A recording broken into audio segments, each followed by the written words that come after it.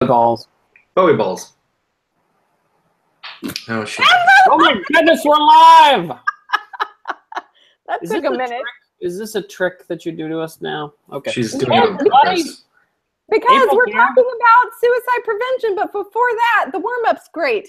Hey, everyone, you've done it again. You've showed up for another hashtag SPSM suicide prevention social media chat. We're excited to have you. Tonight's going to be a little bit difficult. I'm excited about the topic, but this is one of those ones where I have a sneaking suspicion that someone will splice together some clips of some choice sort of moments where they will manage to engineer a video. The fake news will engineer a video of me saying the most objectionable things ever, which is entirely possible tonight. So if you want to find out whether or not suicide preventionists are also Nazi sympathizers, this is like the moment to hang out about that. We're going to be talking. I like that. Spoiler alert! Okay. This is the night to check in where we're going to talk a little bit about how different technologies, laws, and sort of policies or ways of managing mainstream social media platforms are really going to impact free speech. And we're going to talk about what free speech is or is not, but also, while that's sort of an academic sort of point, whether or not the speech is free and if it's protected, yada, yada, that there's just going to be some practical impacts on what people can say about suicide and what can be done when people are talking about suicide in different ways on social media. I will say that this was controversial enough that, and I want to reach out to Anne-Marie Matulis. Anne-Marie, I hope you're out there. I hope you're participating because we used a graphic that I thought was a real sort of case in point about free and protected speech about suicide being really controversial and not having a clear line. And we used a picture of Michelle Carter, and we're going to talk a little bit about the rulings about that and sort of what does that mean or not mean. But for her and for the area where she lives, the survivors of the Roy family, she just really felt that the picture was still, it was still just too evocative and didn't serve the purpose of the community. And we sort of took it down. We put a different graphic up. And we'll talk about why we did what we did and why that topic is important. But I hope, Anne-Marie, that you are tweeting on Twitter. Don't tweet on Facebook. That doesn't make any sense. But tonight's, we're not all going to agree, probably not here in the panel and probably not you in the chat. And it will be okay. That's the whole reason to have these discourses. I'm at Doc Foreman. Hit me up on Twitter. Tony Wood, say hi to the people. Hey, everybody. I'm Tony Wood. I'm the chair of the board of the American Association of Suicidology, suicidology.org. Joined today, I'm also the COO of Quantify, a software company dedicated to the intersection of mental health and computer science. Our website is quantify.com, but the more important website is ourdatahelps.org, where you can donate your data today for mental health research. Bart Andrews. Hey, good evening, everybody out in SPSM land. At Bart Andrews, I'm excited about the show. I think that we're going to have a great conversation about what free speech means, what it doesn't mean, how it impacts our work on the interwebs, so to speak. And that sort of thing. And I think that April has decided that she's got some interesting topics. I'm sure that people will have. I like that April has decided. April has decided. We were, I think the three of us would all agree that we were kind of drug into this rather reluctantly. I mean, I want to feel empowered. Tony and Chris and I, behind the scenes, we talk about not feeling empowered, but then we're afraid to mention it. I mean, in these moments like now, we feel a little safer in a group, and we've got the audience, our fans out there. But what is your safe word? I keep forgetting the safe word. I do. That may be part of the problem.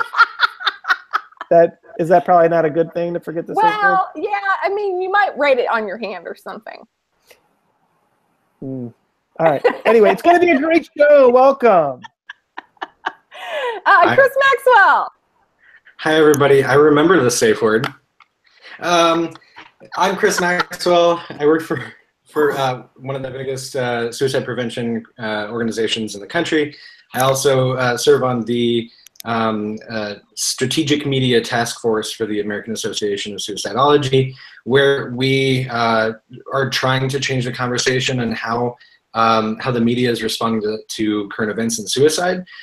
So this conversation, the ways that we are able to communicate information about what we're doing is super important for I think the future of suicide prevention in general, especially in a digital context. So April, you set up a really good show. I'm really excited to get to talking.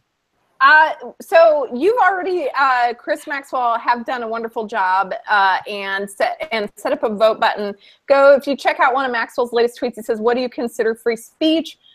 Vote right now." What do you consider free speech? Genius, Maxwell. Good use of the tool. And we're going to talk a little bit about what free speech is. So there is the concept of free speech. There's sort of academically what is free speech, what is not free speech. And it is that, and this, by the way, not every place that you could live in the world are all kinds of speech allowed. But we do have freedom of speech in the United States. And there are some actual, just like there are things like confidentiality, and there are limits to that. There are free speech, and there are some limits to that. And so we're going to talk a little bit about that. Chris, how's that voting poll going? I was just looking at it. No one's fallen for my trick questions, so that's good. Options were to say whatever you want without consequences. The second was government protected. In certain circumstances, you can say things, but only in different contexts and different settings. And in those settings, you were protected by the Constitution. Speech that costs no money, right? Because it's free. That's a dad joke. And then I'm gonna challenge Chris on this. I took the poll and I went with the answer that I was looking for. But actually, the Bill of Rights are things that we're protected from the government, right? So it's not that the government protects it, it's that we're protected from the government. That's the key about the Bill of Rights. Not that the government actually protects it, but that the government is prevented from doing these things to us. So the Bill of Rights are protection from the government, which is really important unless you're one of these folks that think the government is just this amazingly wonderful thing that always does the right thing and we should just let it do whatever it wants because it's beautiful. Bart and I are in different places of the continuum about how benevolent we think the government is, I think, probably. Well, I'm curious what evidence you have of a benevolent government. I said a continuum. But so as people are weighing in, like actually Bart is making a really important point, which is freedom of speech is not, no matter where you go, you can say whatever you want, and everyone has to support you in saying that, and that everything that every person says gets equal airtime on television, that the newspapers have to run it, that everybody else has to listen to it, that you can say it at, another person's home and the person just has to let you stand there and say what you feel like saying. That's really not freedom of speech. So freedom of speech is not protection from other private citizens' desire to support or not support what you say. And I think that would be pretty fair, Bart. What do you say? I think it's fair. The idea that the government can't restrict your speech, that the government can't punish you for the things that you say. Your employer can. You can't go into work and say whatever you want to say. Even if you're a government employee, you have a contract that allows termination based on certain conduct. You can't walk into a government job and say whatever you want. Yeah. But now, so for instance, like look at students. Some of the great cases are students and this actually started in St. Louis. There was an article in the student newspaper about some shenanigans going on with the district and some of the teachers, and the principal came in and shut the story down, right? Mm-hmm. The students claimed free speech, that the school is it was a public school, so it is a government institution, and it went all the way up to the Supreme Court, and they lost that case. The Supreme Court has ruled that children and minors in academic settings don't have the same level of protection of free speech that you and I would have. Like on a college campus, that wouldn't have flown, right? Totally. Because children are not adults and the government is responsible for minors and has to sort of do some looking out after them. There's some sort of paternal obligations. And I'm thinking about, like, when we talk about free speech, about players taking a knee at NFL games and that being really controversial, and is that free speech? And I'm like, well, the NFL and the TV stations don't have to keep you employed. They don't have to support. I mean, they could choose to, like that, but that's their choice. If a player wants to take a knee, then the TV, what is it? The networks, it's their choice about whether to air it. It is choice about whether or not to keep a player employed when they do it, right, Bart? So this is all. It's well put. It's a form of protest. The players can protest, but they are private agents working for private companies, and it's certainly the teams could make a decision and say, if you do this, that, for instance, the players can't wear whatever they want to wear in the field. The Supreme Court has ruled that clothing is a form of free speech. Dress is a form of free speech. Sometimes that's also protected under religion. But they can't wear certain colored socks. They can't just wear whatever socks or shoes they want. So there are rules.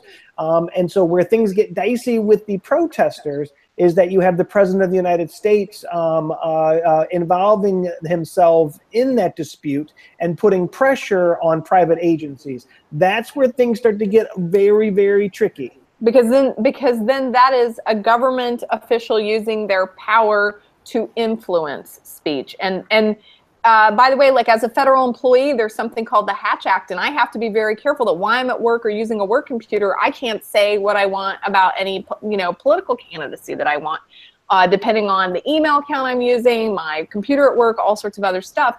And if you are a psychologist, right? What? Because you're a psychologist. Well, all of the federal employees, like if you're a federal employee, like if you're a postal worker, like during hours that you're on duty, you have to be you can't be campaigning, you can't be advocating for certain, the issue is, it's sort of that you're serving the public, and you're not campaigning, and you're not using job time, job computer, job resources for those sorts of things. And I think, one of the things, people are like, be careful, don't sign into your Facebook account during work hours and post things, because that's government time.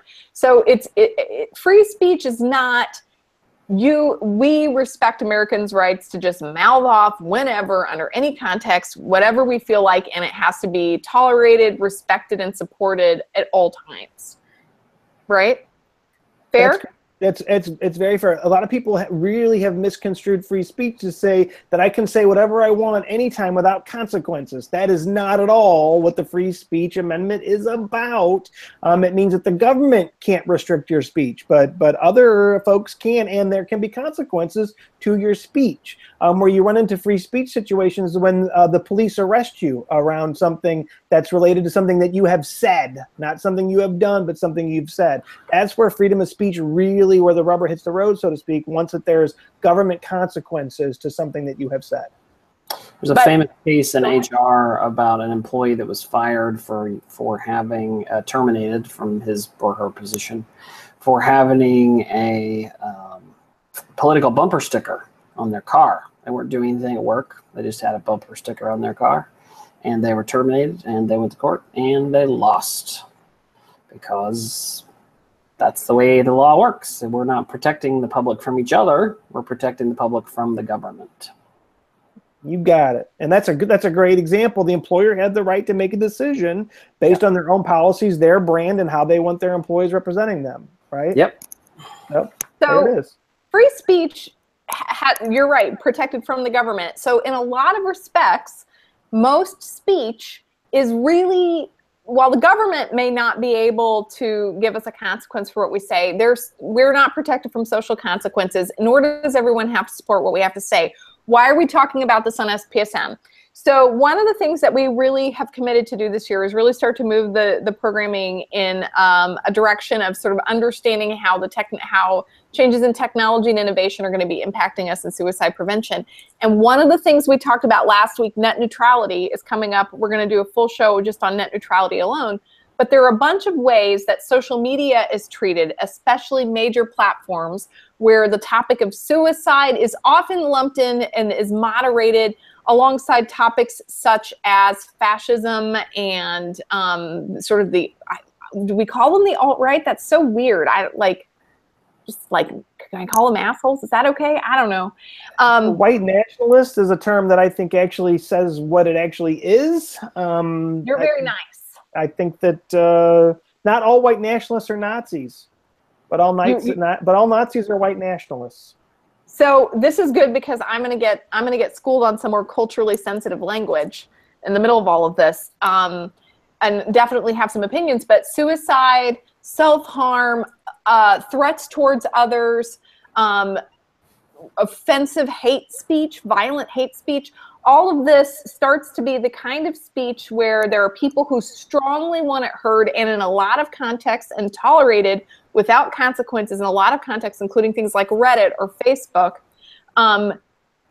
And suicide sort of gets lumped in with those topics. And when we look at Facebook's moderation guidelines, which we covered, I think, end of last spring, suicide is lumped in with harm towards others, harm towards animals, hate speech, harassment. And it's so weird to have a public health issue lumped in with moderation guidelines, strategies, and techniques that we see for things that I think have they just don't seem public healthy to me. It's sort of my brain sort of doesn't see them the same, but a lot of social media platforms sort of treat them the same. Thoughts, Chris Maxwell? Yeah, it's tough to try to make that distinction, and I mean, I'm in no way implying that I'm as smart as the people who developed these policies and procedures, because this is something that obviously has been put out in iterations over the last 12, 13 years, and they're emergent, like Bart has talked about in the past, and that each one of these things has to be developed in an ongoing space. I don't think it makes sense to lump these in, because there are different consequences for the things that you post depending on what the content is, and if it's somebody who's actually seeking support in one of these places, it's a very different intention on the person on the original poster than it is if they are threatening someone or talking about how cool Nazis are or something like that. I mean, it's just very, very different. And the consequences are different. You do see discrimination and prejudice around suicide posts, people who are talking about their own suicidality. That happens, of course, but the consequences are very different in a lot of cases than if you were to say something overtly racist and deal with the consequences of your employer or whatever. I did want to plug a book really quickly, because I've heard of this one. I have not read it, but I've heard really good things about it. And it's called "So You've Been Publicly Shamed" by John Ronson. And he explores several cases of people who go online, post shitty stuff, and deal with some really heavy consequences. The one that comes to mind, and you guys might remember this, is from a few years ago, where a woman she was going to Africa to do some sort of field work, and someone had warned her, just to stay safe. And she said something entirely racist, like, "Don't worry, I'm white," or something like that. So by the time she lands, she's already been publicly shamed everywhere. It's hit the news. I think she was fired. So just a lot of things. So, but those kinds of consequences are just inherently different. The shame is different, I think, and you guys can tell me if I'm wrong in this, than if someone is like, I'm feeling like I'm going to kill myself. Well, not only, in my mind, they're different things, but you could say something like that, and just like she could say it, and it sort of hangs around. It's part of her image. It reflects on her job. It's written. It may, she can't sort of separate herself from that opinion. If someone's talking about suicide, whether it's suicide prevention, having a history of lived experience of suicide attempt, people could get stigmatized or get mistreated for this, and it could get handled badly both ways. It just sort of depends on how people feel about the topic. And that's what's sort of difficult about all of this, which is, what are our rights? What are the limitations about platforms? And it's like, how do people feel about suicide, because if you're going to be talking about that on a social media platform, you're going to be subject to a whole bunch of things that, and then when someone's going to say, what about my freedom of speech? And I'm going to be like, well, freedom of speech doesn't mean that you're free from stigma. Does that make sense, Chris? Yeah, absolutely. Yeah, absolutely. I have nothing to add to that. It's a good point. Tony. But why do you suppose that in politics and the news, freedom of speech is continually brought up, and why is it continually legislated? Citizens United. Anybody want to talk about that part? Say more about that. Tell them about the Citizens United. Absolutely. Especially the conservative parties in the United States, but also, but there's some guilt that goes around, has advocated for a fierce lack of regulation related to campaign finance. And you're going to say to me, snore, this is so boring. Why are you so boring? Well, the reason I'm so boring is that this causes them to constantly bring up free speech, because they use free speech, the Freedom of Speech Amendment in the United States Constitution, to defend their argument that political contributions are a representation of free speech, and therefore they are allowed to collect political contributions from anyone that they like, and the federal government and the state governments cannot ever intercede in any way. Well, I don't know that all of us Americans would necessarily agree that that was the case, that money is free speech. But the Citizens United ruling suggests that, unfortunately, in our law currently, it doesn't have to stay that way, but in our law currently, it is indeed free speech. So it is used. So this politically is very important to our professional politicians, the people who are spending a lot of time raising money, which is almost all politicians. Mm-hmm. And there are things that we don't think are fair, but people can do. So free speech is not the same as fair speech. It's not the same as safe speech. It's not the same as, accurate speech. I mean, these are all really, really different. And people are saying free speech like it's all the same thing. Yeah. And hate speech too. But I would hate speech doesn't exist as far as our law is concerned. It's a construct that's important to us, I think, in mental health, to have a category of comments that get made, especially online. But hate speech is not a legal construct. An interesting thing, a thing I'd like to comment from you guys about is libel and slander. How do you all feel about libel and slander in this particular context? So libel and slander date to English common law, and it was this is interesting. People don't realize the United Kingdom does not have freedom of speech, right? So the United Kingdom does not. So in the United States, we have protection against the government from restricting. In fact, books get banned. Books can be banned in the United Kingdom. The government can stop books. The government can shut you down and tell you can't say this. In the United States, we don't have that. And this gets it. And when we talk about case law, we talk about where speech can become criminal, is when your speech directly harmed another person, and these are socially constructed. It's not like there's some clear natural. But if you say something that isn't true, right, that damages somebody else. All right. So slander is said, I believe. Libel is written. If you write something or you say something that is factually untrue, and it damages someone else, another person can claim damages, you can be sued. Now, you cannot be arrested for libel or slander, right? So the only place that speech becomes criminal conduct, it can become criminal conduct, is incitement to violence or things that you're saying that are fraudulent, that cause people to spend money or you take their money via the speech. Or there was another place I was going. Obviously lying under oath.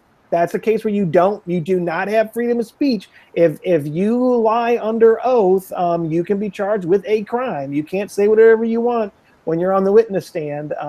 That's why you have the option to say nothing, which is a right, or you have the option to plead the fifth. But those are cases where, in fact, criminal and civil law come into play. Now, here's an interesting case. I don't know if you guys have heard about this, but this happens a lot more than people realize. This happens on college campuses. Students that are seen at the counseling center for suicide risk are told that they cannot tell anybody else about their suicide thoughts or their suicide experience. And that if they do so, they'll be expelled from school, not allowed to attend classes.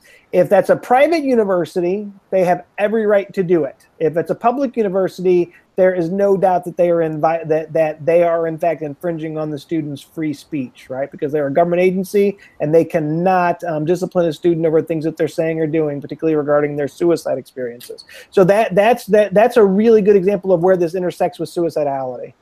And so when we sort of nudge this into the social media landscape, think about the fact that what we are saying on Facebook, while those are our opinions and our words, they can be seen to have a different kind of impact because of the scale. But also we're really having speech on Facebook, and Facebook has a lot of control over what is moderated, what is shared. So we talked about streaming, Facebook on Facebook Live, people streaming their suicides, and Facebook now has sort of a policy about whether or not suicides are streamed.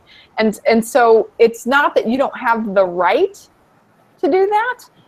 It's that Facebook doesn't have to support that, and they might write algorithms to moderate that out. They may have moderation guidelines, and at any point, any of these social media platforms could decide for liability reasons or because of their brand or anything like that, that certain kinds of speech, including speech about suicide, might be moderated and treated a lot like the same about hate speech from white nationalists. And it makes me sort of like uncomfortable to think that suicide gets sort of lumped in. But we were talking about how even when we don't have someone that's like a human being with prejudice moderating and deciding what gets shared or not, now there are algorithms, and those algorithms, remember we talked about algorithms having human bias in them. And that was one of the things when we were doing research for the show. What we found is that there could be prejudice and discrimination about how social media platforms decide how to moderate language, and it could apply to what they support with what white nationalists say, just like what a suicide attempt survivor or suicide preventionist says. And I know that seems like really esoteric, but think about that. If you are posting about feeling suicidal and the way that you post it gets it either bumped to the top of everybody's queues or gets it eliminated and hidden from people's queues, that's a really big deal, right? It's a tremendously big deal, and we can make the case that obviously companies like Reddit and Facebook and Twitter have the right to make decisions. When you accept their terms, does anybody here? I want to see people tweet. How many of you actually read the terms and conditions of all these apps? Raise your hand. Tony, would you like to comment on that? Tony, do you actually read the terms and conditions? Oh, no, of course not. I gave up a long time ago, and my general policy is if what you are agreeing to is everything, you just assume that you're agreeing to everything, and that while you're on that person's property, which is Reddit or Facebook or Google or any number of services you might use on the internet, whatever you do belongs to them. It has nothing to do with you because you didn't pay for any of it. It was all free for you, and so they pay for it through delivering advertising to their customers, and their customers are the advertisers. Their customers are not you, because their money doesn't come from you; it comes from the advertisers. The interesting thing about this is that for, I believe, Google, there's some math that was done on Google, and if everybody would pay. The average value of an individual social profile on Google for advertisers is like $10 annually. So they could offer a service where they took $10 or $12 from you if you wanted to be private, and you could opt out and pay for it. But currently there's just very little demand. Early internet sites made attempts at things like this. There was almost no demand when people had to pay for things. People prefer free products. They like to consume free things. They don't like to pay for them, and I don't blame you. I don't like to pay for them either, but it's just a behavioral quirk. So that really leads me into one of the social media trends that I want to talk about that really impacts what people can share. And I want to talk about monetizing YouTube videos. So for those of you who are like me and have your YouTubers you subscribe to and that you watch every day, YouTube had a platform change, and they demonetized certain kinds of videos with certain kinds of content. And so when those videos didn't pop up in trending or suggestions as much when they demonetized them, because they didn't have advertisements, so YouTube couldn't make money off of them. And it was, you know, some people got videos demonetized because of an algorithm, and I think, well, I know SPSM Chat's videos got put in jail because we had, you know, we would put things like our hashtags in our video titles so people could find them when they searched for them, when they would search for SPSM, and like we got our account shut down, other accounts got demonetized, all sorts of things happened, not because YouTube Cares was trying to interfere with free speech of suicide preventionists, but because they're trying to serve their advertisers who are their customers. And it might be that there are people who want to talk about suicidality on platforms that are, you know, don't make fiscal sense for different platforms. And we all think this is a public space, like me just sort of saying what I think in protest in the streets, but it actually isn't. Yeah, and I think this is a really good point. And so to compare in China they strongly regulate the content. And in fact, one of the biggest disappointments to me was when Facebook and Google and Twitter, I don't know if Twitter ceded. I know that Facebook and Google definitely did. They ceded to letting the Chinese control and limit what people could see inside China. I don't know if Twitter did that or not, so I don't want to misspeak. I know Facebook did, and I know Twitter did. But that's the government doing it. Now, here's where things get really interesting in the US. These large corporate agencies are now doing the same thing, but they're not government, right? So under the guise of free commerce, and that companies can make their own choices and do what they want to do, and that we don't have to. This is the point that Matt Stoller, if you're not following Matthew Stoller, you need to. The idea that we can choose to not be on Facebook, and we can choose to not be on Twitter, or we can choose not to use Google. First of all, that is no longer true. Here's a little secret. Maybe you don't even realize this. Facebook is tracking you even if you don't have a Facebook account. Oh! Did you know that? Well, you're telling me it's tracking me on the map. So Facebook is getting your data whether you have a Facebook account or not, and they're selling your data, brothers and sisters. So this idea that we can't Facebook and Google, your data isn't worth very much, but your data's worth so much. You just told a big fat lie. The whole thing. It's not valuable individually. That's the problem we have as a consumer. So that was my point.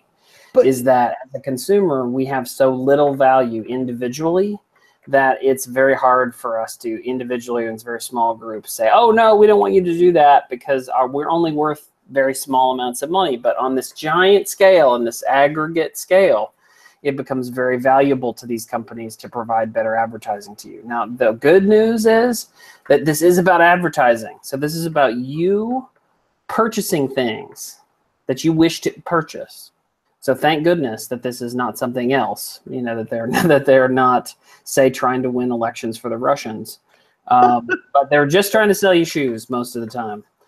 They are real sorry about the Russian thing. They didn't mean, the Facebook people obviously were kind of taken for a ride on that, and they seem to be pretty embarrassed about it if you sort of look at the news, the underlying news, whereas they sort of almost never comment about anything, but they have come out and said, no, this was not great, so we're going to ban all Russian political advertising off of Facebook. Well, every category is a big amount of money for them. So that's a big move for a network that doesn't move on anything. Yeah, and I think you and I disagree on this because you're talking about the value of an individual's data is minuscule because it's not reinforced, it's not supported in any way, shape, or form, right? And so it's not protected. So in other words, that under the guise of free choice, where Google, by using Google gets our data, and we agree to that, and Facebook, we agree to it. But we no longer can live. Really, we can no longer live in the modern world without actually partaking in these services. So in fact, we're hijacked. it's really not an option to opt out of these services anymore, right? You can't opt out of Google. It's not feasible, right? So in fact, I think it's very difficult to do for people, for most of the American public. I think it'd be very difficult to survive without it.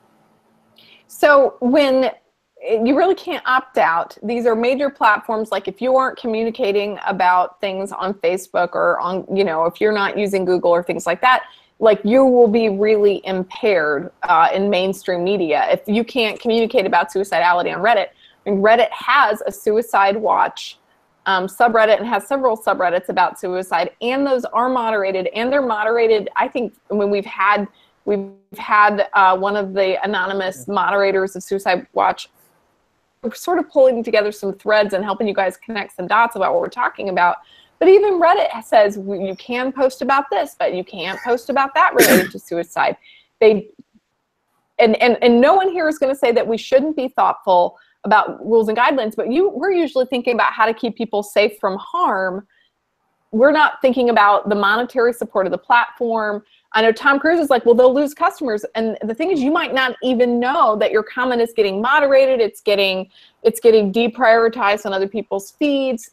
It might get demonetized if we had a monetized channel, which we do not, they might take ads off. If we talked about suicide prevention, I have to be careful about how I put the titles in on YouTube, all that stuff.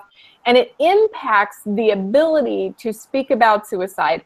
And Chris, you were talking about these algorithms like being biased. They just did there was just a correction of a social media moderation algorithm that used that was weighting words like Jew negatively. So there's like an anti-Semitic algorithm. Well, if we can do that with really, really clearly biased, clearly prejudiced, clearly discriminatory speech, or clearly discriminatory algorithm for moderating speech, what would happen with something very, very subtle like suicide, where we have a sense of nuance about what we want shared and what we think is dangerous? Like that's not going to get operationalized well in an algorithm at all. So then what do you do, right?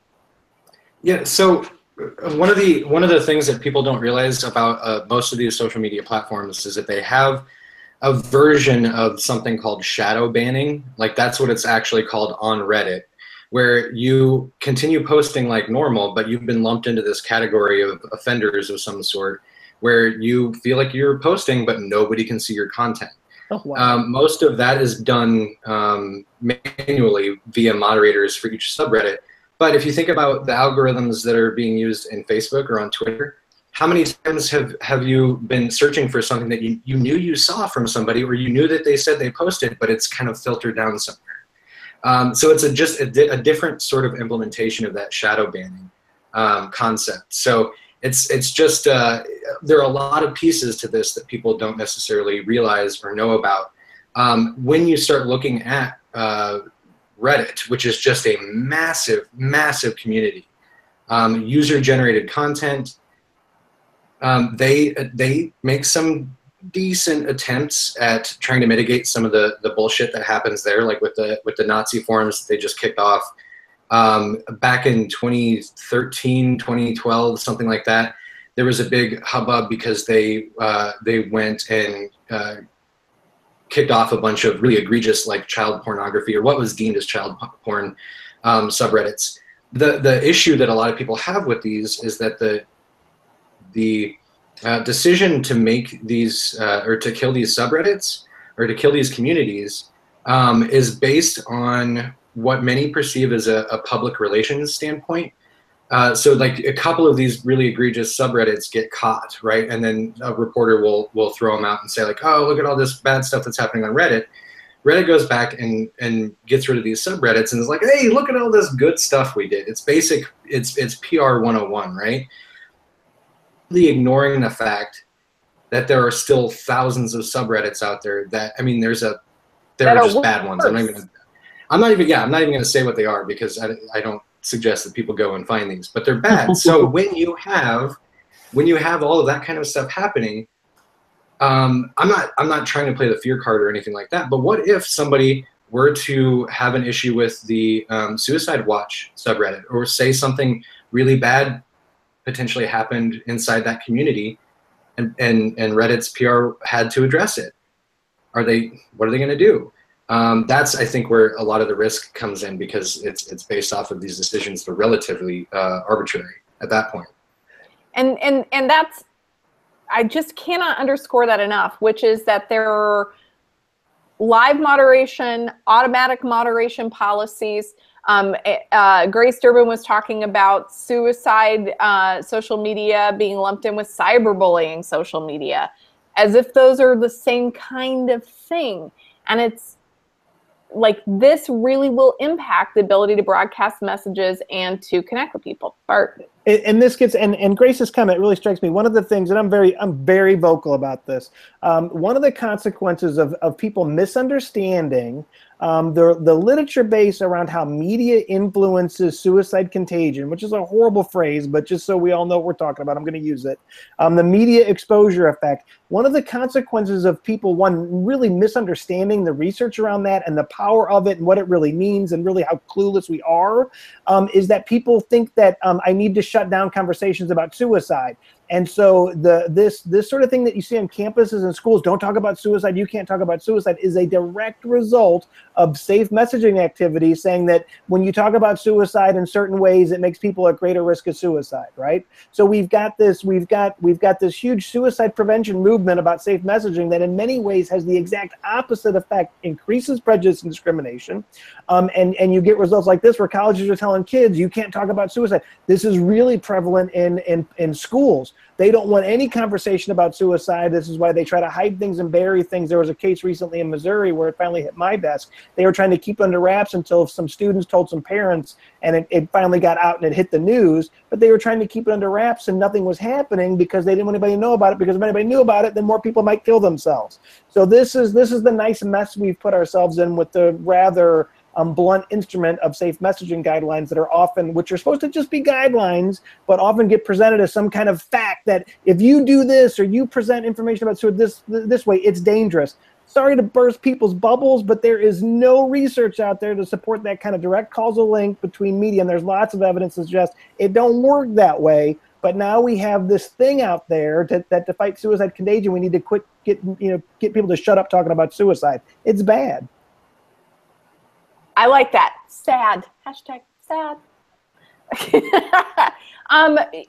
It's the issue, things that people who are interested in suicide messaging and media and communication should be paying attention to are things that impact these user platforms, like what is Reddit moderating and why. We should, and when I talk about things that, if you're interested in suicide and innovation, technology, media, data, things like that, I often say, this is where I'm always going to get in trouble. This is where all the boys are about ready to drop off the thing. But I often say that we should follow these issues, but for the pornography industry, because this is one of those ones where there's probably messaging about sex and sexuality that sort of falls under that umbrella that I think is very sex positive and healthy from like sort of a mental health standpoint. And there's some that I would say that it's not, just like I think that there's messaging about suicide that I think is definitely health promoting and some that I think is not.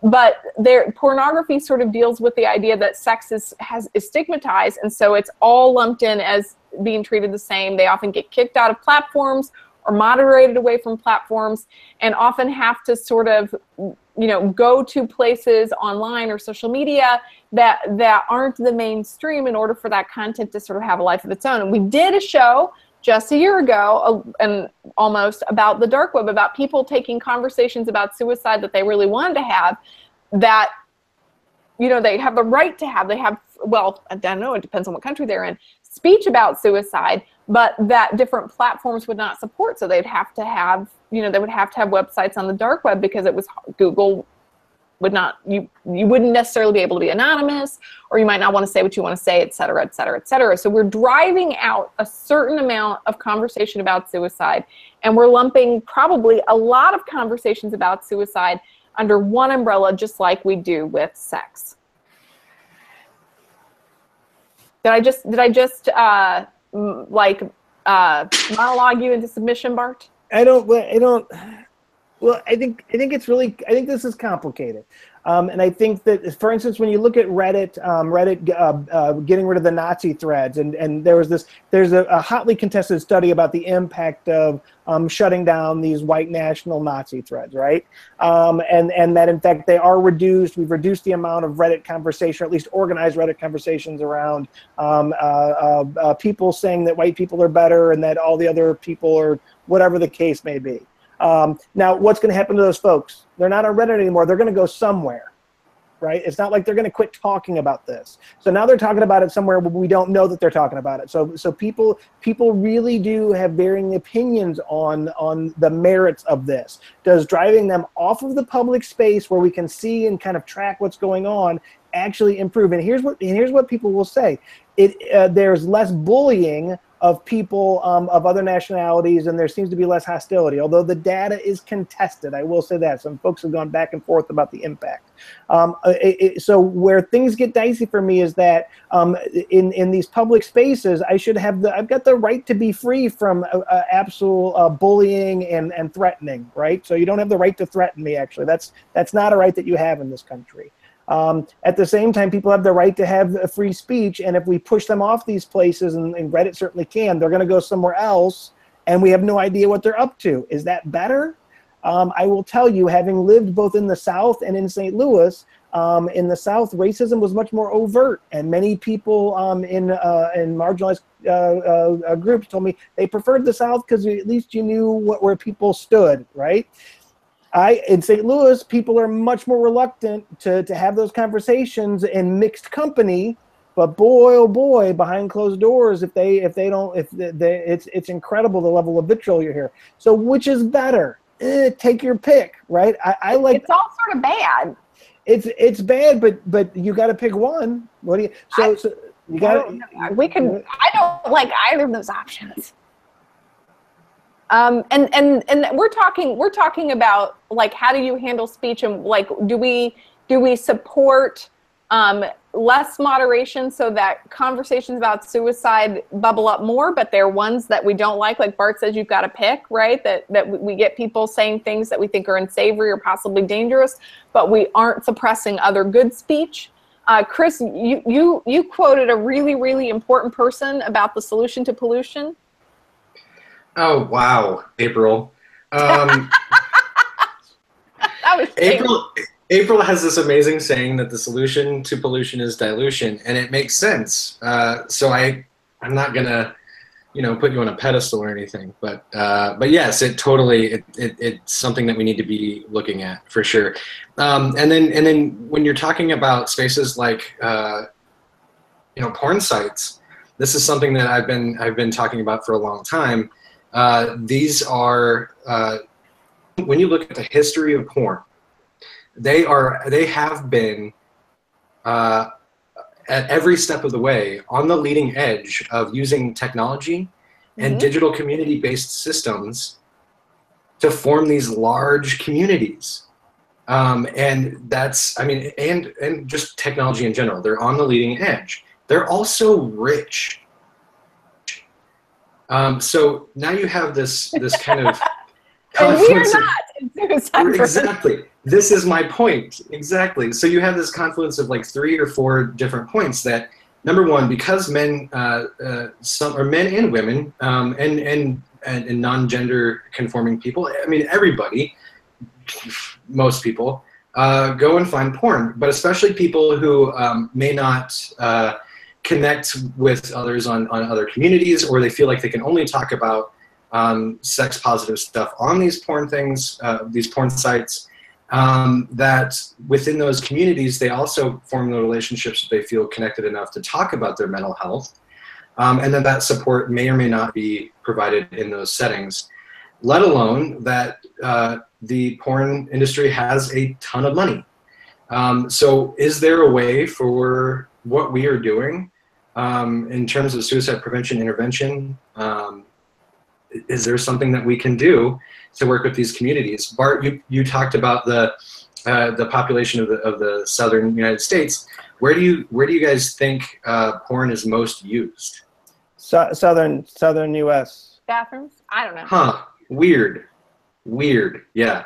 So a lot of these kinds of, if you start looking at the overlays of a lot of these demographics, it starts getting really interesting, especially when you look at industries like porn or any sort of kind of edgy populations or communities. So, and I think what you're trying to suggest, Chris, is that like having some unregulated conversations about sex is really important on social media platforms in places where the social conventions are more restrictive. So social niceties about what you can say about suicide, about what you can say about sex, about what you can say about racism. Like, even though these are really different kinds of topics, these are sort of delicate topics, and they have a lot of niceties about them. And the more that there's stigma, or the more that there's social regulation about it, the more that you're going to see people sort of look for online outlets for that. Because suicidality is anything that's stigmatized is, you know, people are going to still want to talk about it. And I mean, that was what we learned about the dark web, was that people wanted to have conversations about suicide that I know for sure Reddit and Facebook do not want on their platforms for lots of reasons. So people find ways to do it. And wait till we tell you about net neutrality, because anything that's like, think about, I like to think about this like fluid dynamics. Speaking of the porn industry, I like to think about fluid dynamics. So when we're thinking about like how many different avenues or how many different sort of channels or streams that you can talk about a topic, how constrained or regulated they are, but the more wide open it is, like, there's going to be a lot less pressure, but also a lot of things are going to get through that you would not prefer. If you filter, funnel, constrain things, it's harder to get a message through, and there are going to be all sorts of hiccups, irregularity. There's going to be more opportunity for prejudice and discrimination, maybe more opportunity to control things that you would find objectionable. And I don't know that I want to say that there's a right or a wrong answer in all of this, but I think that anybody who is in the business of suicide messaging, or who is an advocate, like, we have a lot of folks with lived experience, or, you know, people who are stakeholders because of their personal advocacy on the chat tonight. There are a whole bunch of people making decisions about suicide as a subject matter that are going to affect your ability to share a message. So Tom Cruise out there, who's a member of our chat all the time, you know, messages to millions of people about suicidality and crisis. When Facebook makes policies about how someone's suicidal crisis is moderated on Facebook, that affects how Tom gets content about veterans in distress, and that directly impacts how Tom can help millions of veterans. That's why it's important to be knowledgeable about this.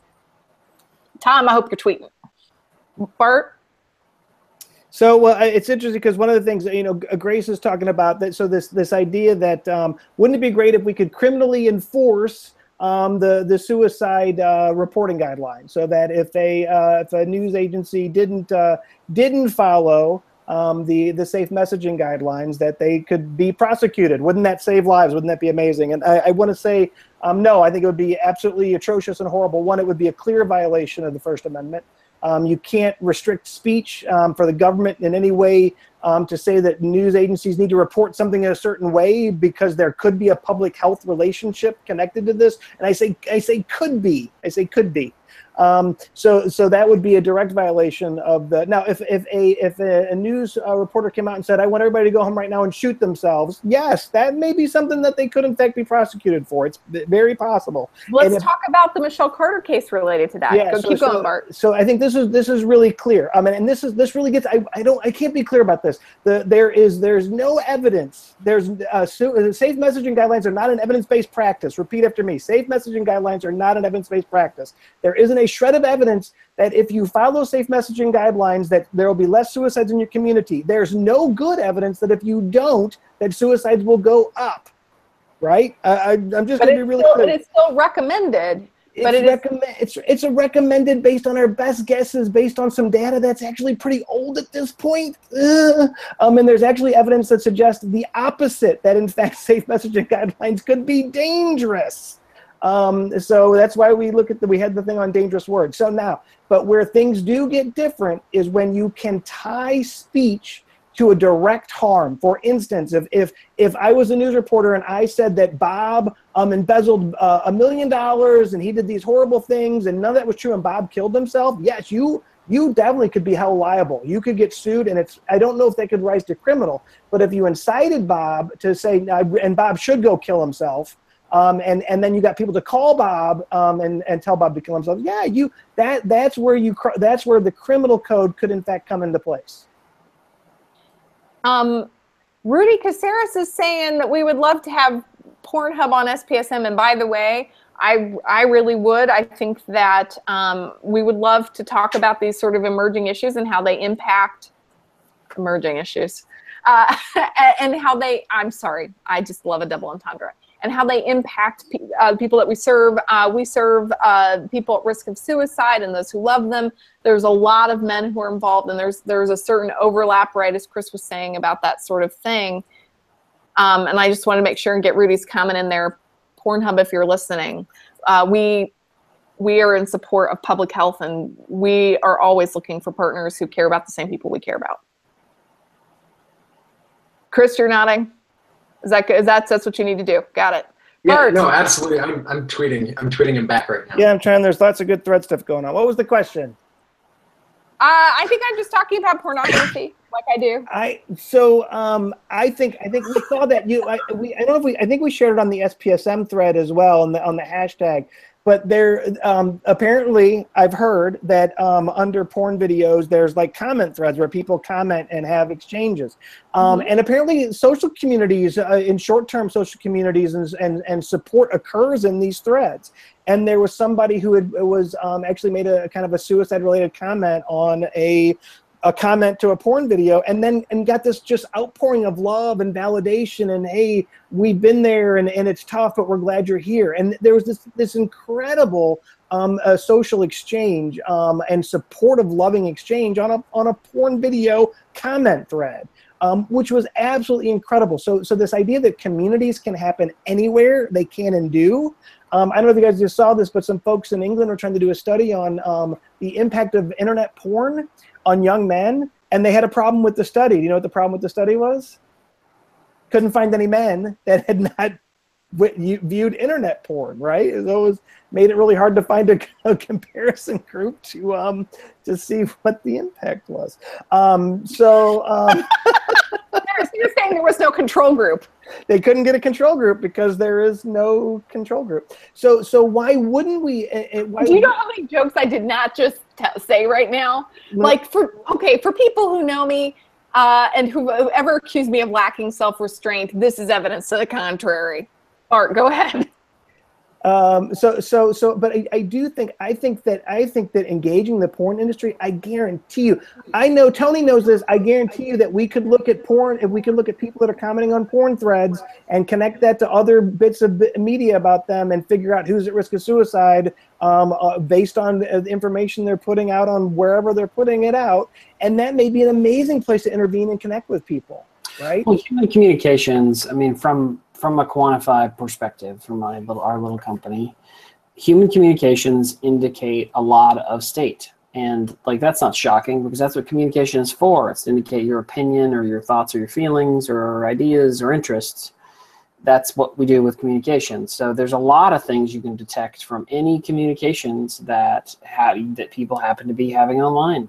The advantage is that you don't have to have an individual person listening listening on a microphone, to a recording of a person having an exchange. The computers can be taught to do this initial analysis for you, and that's what this is all about.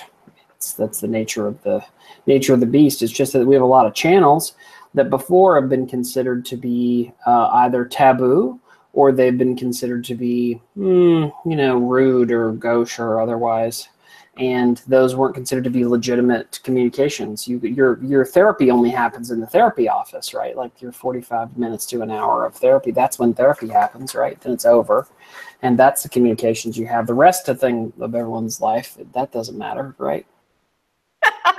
We do spend a lot of time thinking about like all of the meaning and power of so many nuances of communication during like the exchange during the therapy session, and then how that exchange impacts people in between sessions, like the amount of writing. And then we think, well, how does somebody's communication on Pornhub, receiving support when reporting their suicidality on Pornhub, how does that impact their wellness?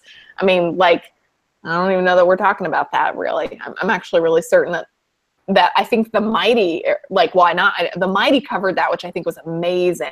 And I wish that we were covering that more. We're in like the last minute of the show. We're at final thoughts.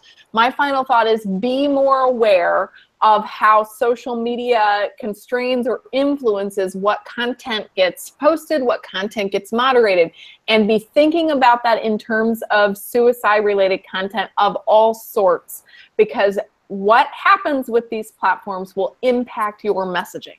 Final thoughts. Tony Wood.